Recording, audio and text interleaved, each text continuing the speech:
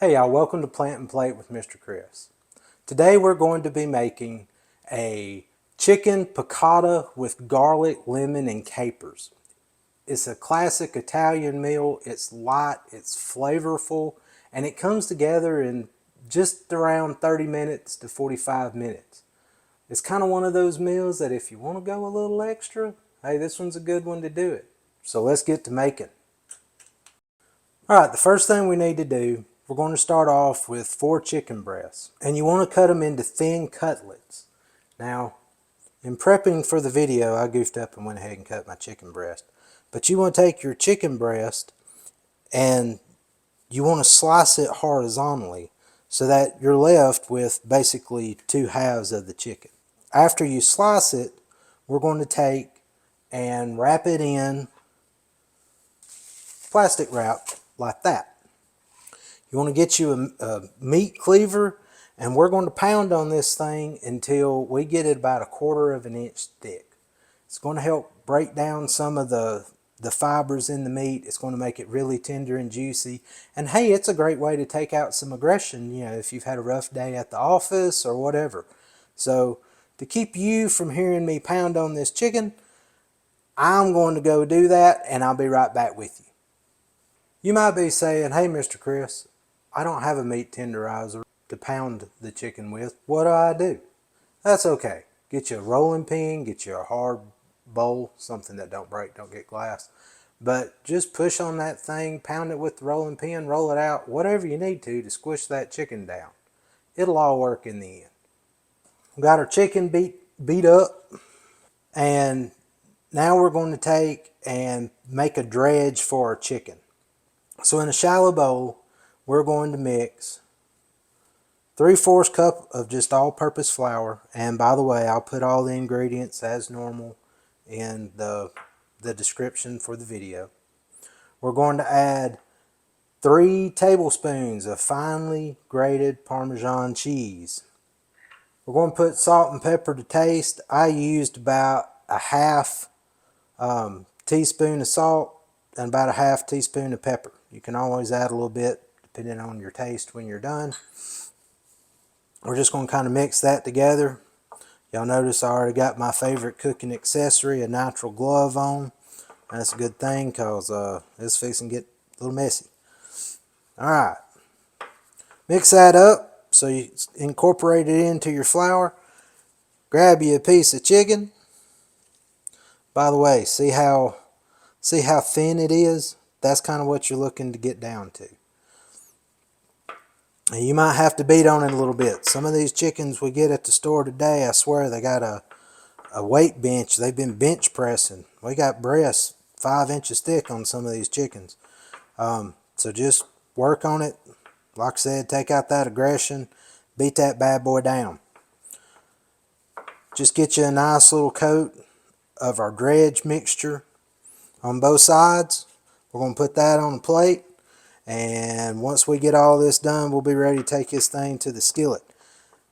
I'm going to do this. We'll be back here in a minute.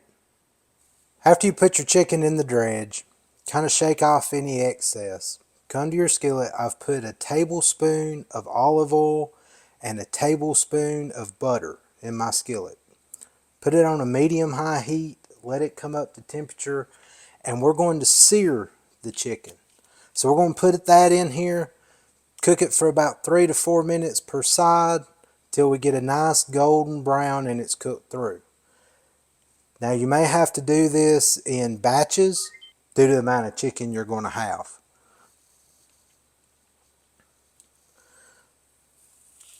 So let's get our chicken in there and get her going.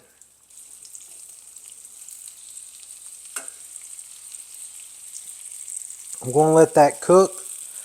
I'll come back and show you when I flip it what we're looking like, and I'll see y'all in just a little bit. Okay, it's time to flip the first batch of chicken. So you're looking for a little crust on your chicken. Hopefully you can see what it looks like. That's what we're trying to go for. I'm going to go on and finish these up. When you get done with your first batch, take them out, put them on a plate, and tint them with some aluminum foil just to kind of keep them warm a little bit. So we'll be back in a minute. Okay, we got our chicken up to 165. I've taken it out of the pan. Now we're going to begin to build our sauce.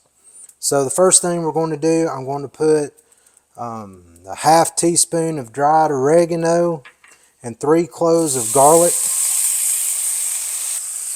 We're going to kind of move that around. Just brown that up a little bit. It shouldn't take but just a few minutes. It'll begin to really get fragrant from the garlic browning and the oregano.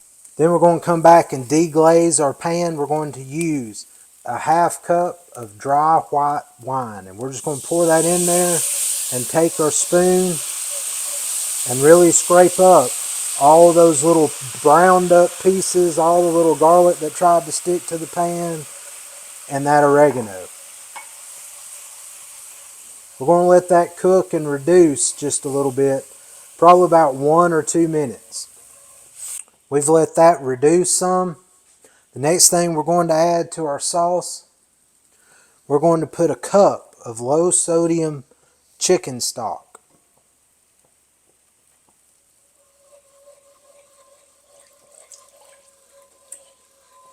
We're going to put 2 tablespoons of capers, and I put about a teaspoon of brine in with mine. It's an optional thing, you don't have to, but the brine kind of gives it a little salty bite to your sauce. We're going to add a tablespoon of fresh lemon juice to it and about a teaspoon of lemon zest. We're going to bring that to a simmer and let that simmer for 3 to 4 minutes until the sauce reduces just a little bit more, and that simmering is going to bring all those flavors together. We're going to do that. I'll be back in a second. Let our sauce reduce. Now we're going to finish it off. We're going to add a tablespoon of butter. We're going to let that melt, and then we're going to whisk that or stir that kind of quickly into the sauce. This extra butter right at the end kind of gives your sauce a little silky, smoother texture to it. Once the butter dissolves and you get it incorporated into your sauce, you're going to want to taste it. And we're going to adjust the salt and pepper. You need to sample it and decide how you like it. If you want to add a little more salt to it, go ahead. A little more pepper, go ahead. You can see the butter start working into the sauce. And I'll be right back. Okay, sauce is good. It's time to bring this dish together. We're going to put our chicken back in with all this sauce. After we get our chicken in there, we're going to take and scoop some of this sauce over it. Let it simmer just a little bit to get the chicken warm again. And kind of work with some of that sauce, get some seasoning on the chicken that we did. Just take you a spoon. I got too much chicken in my pan. And just start scooping it over that sauce. You want to make sure you get some of this sauce on all of that chicken. Alright, I'm going to work on that. Be right back. Now I've got the sauce all over the chicken. Got some fresh cut up parsley. We're just going to put some of that on it. Just give it a little dusting of your parsley. And then we're going to plate this thing up. I'll show you what it looks like put together. Alright, we got it plated up. I'm serving mine with some spaghetti with some pesto on it. I just mixed it into it. Make sure you put a little of your sauce over your chicken. And that's what it looks like for the finished product. Chicken is tender. It's juicy. When I took it off the plate that I had tinted up to keep it warm, There was juice just all in the plate.